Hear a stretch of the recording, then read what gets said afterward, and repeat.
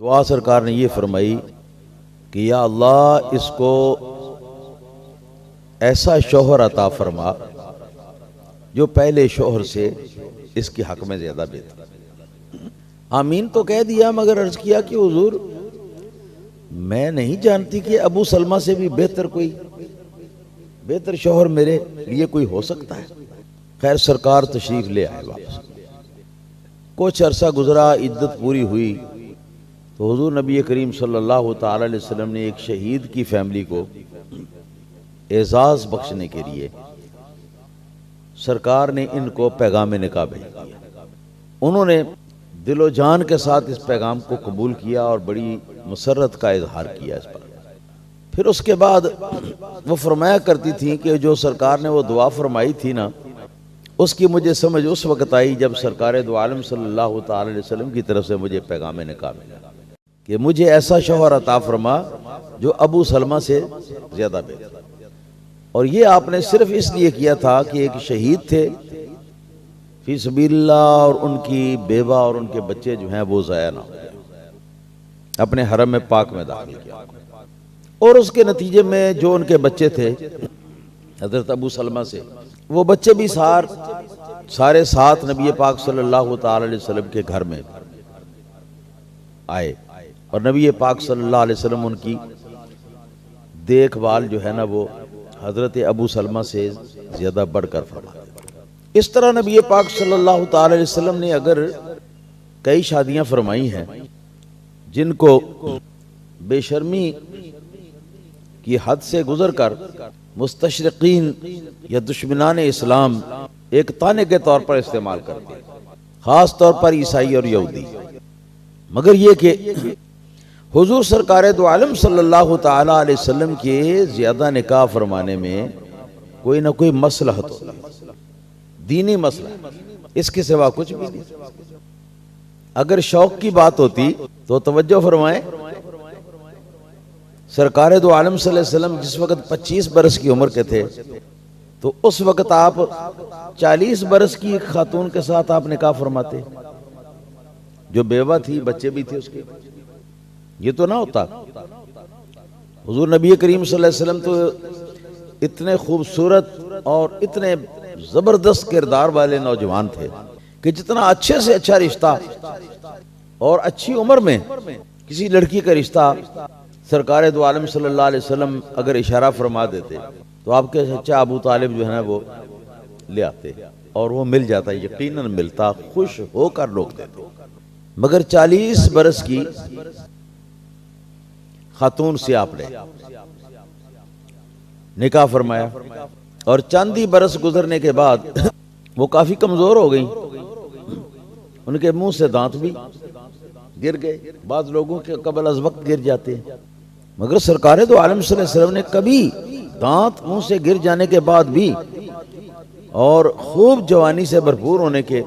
باوجود بھی نبی پاک صلی اللہ علیہ وسلم نے کبھی اس طرف توجہ نہیں فرمائی کہ کوئی اور بیوی جو ہے اس کے ساتھ ہم نکاح کر لیں، حالانکہ کر تو سکتے تھے۔ پھر حضرت ام المومنین خدیجہ رضی اللہ تعالی عنہا کا جب وصال ہوا تو آپ کے وصال کے بعد سرکار دو عالم صلی اللہ تعالی علیہ وسلم بہت غمزدہ رہنے لگے، اور اس سال کو مؤرخین نے عام الحزن کے نام کے ساتھ یاد کیا ہے،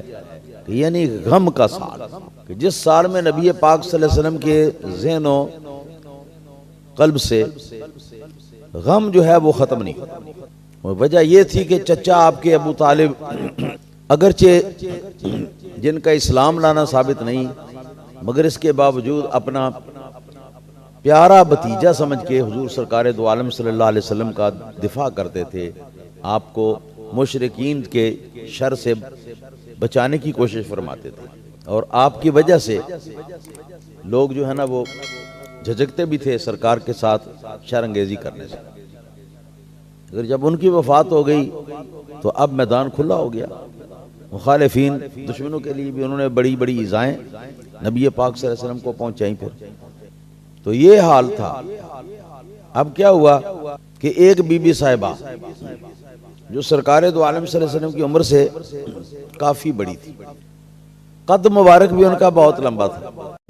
انہوں نے سرکار دو عالم صلی اللہ علیہ وسلم کی خدمت اقدس میں صرف اس مقصد کے لیے کہ سرکار کا کسی طرح غم جو ہے نا وہ خوشی اور مسرت میں بدل جائے، سرکار کو پیغام نکاح بھیجا، جسے سرکار نے قبول فرما لیا۔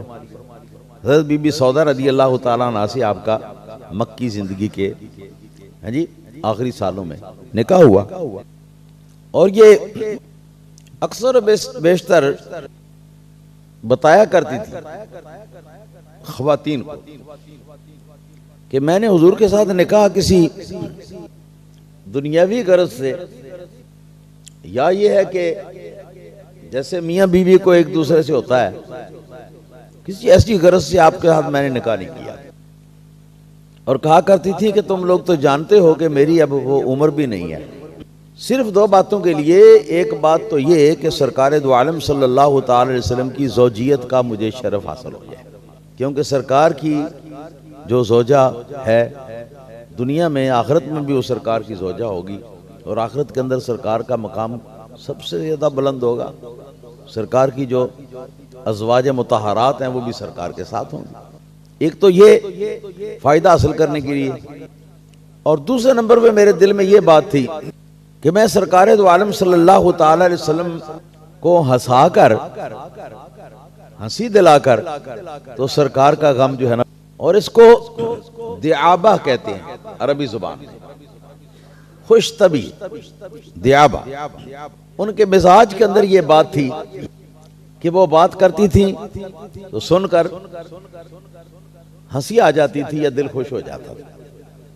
سمجھے بات کو کہ نہیں؟ تو یہ ہے سرکار دو عالم صلی اللہ تعالی علیہ وسلم کی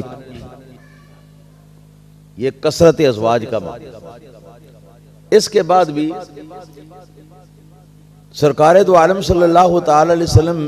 نے اپنی زندگی مبارک میں کل 11 خواتین سے نکاح فرمایا، ان میں صرف ایک کنواری تھی۔ توجہ ہے، 11 میں سے ایک کنواری تھی، اور وہ بھی اللہ تعالیٰ کی طرف سے حکم آیا تھا ان کے بارے میں۔ جبرائیل علیہ الصلوۃ والسلام ان کا مجسمہ ایک ریشمی غلاف کے اندر، ریشمی کپڑے کے اندر لپیٹ کر لائے تھے، سرکار کے سامنے رکھا تھا، اور عرض کیا تھا کہ حضور اللہ پاک نے عرش مجید پر اس کے ساتھ آپ کا نکاح کیا، یہ آپ کی بیوی ہے۔ آپ نے غور فرمایا تو وہ ابو بکر صدیق حضور کے یادگار جو ہے نا ان کی صاحبزادی تھی، حضرت عائشہ صدیقہ رضی اللہ عنہا۔ اتنے میں کچھ ہی دن گزرے ہوں گے کہ حضرت ابو بکر صدیق رضی اللہ تعالیٰ عنہ سے نکاح کا پیغام آ گیا سرکار کی بارگاہ میں اپنی بیٹی کے ساتھ۔ سرکار نے اس کو قبول فرمایا، بس یہ کنواری آپ کے نکاح میں امر الہی سے ہوئی، باقی سب بیوہ تھی اور مفلوق الحال۔ حضرت بی بی سودا رضی اللہ تعالیٰ عنہ جب مدینہ منورہ ہجرت کر کے تشریف لائی ہیں نا، تو اونچا لمبا ان کا قد تھا، تو وہ عرض کرنے لگی کہ حضور میری باری کا جو دن ہے نا میرے پاس رات گزارنے کا، میں آپ کو اپنی طرف سے اپنا حق جو ہے نا وہ معاف کرتی ہوں، جہاں آپ کا دل خوش ہو وہاں پر آپ رات رہ لیا کریں، بس دن میرے پاس گزار لیا کریں، کیونکہ مجھے اس چیز کی خواہش نہیں جس کی عورتوں کو اپنے شوہروں سے خواہش۔ میں تو صرف دنیا اور آخرت کا وہ شرف پانے کے لیے اور سرکار کے غم غلط کرنے کے لیے، ہنسانے کے لیے میں نے یہ کام کیا۔ یہاں بی بی ام سلمہ رضی اللہ تعالی عنہ ام المومنین کی بات ہو رہی ہے، ان کے ساتھ نبی پاک صلی اللہ تعالی علیہ وسلم نے بھی با الہام خداوندی ان کو نکاح کا پیغام بھیجا، اور پھر ان کے بچوں کی اور ان کی دیکھ بھال ایسی نبی پاک صلی اللہ علیہ وسلم نے فرمائی کہ وہ ابو سلمہ جو ان کے پہلے شوہر تھے وہ بھی ایسی نہیں کر سکتے تھے۔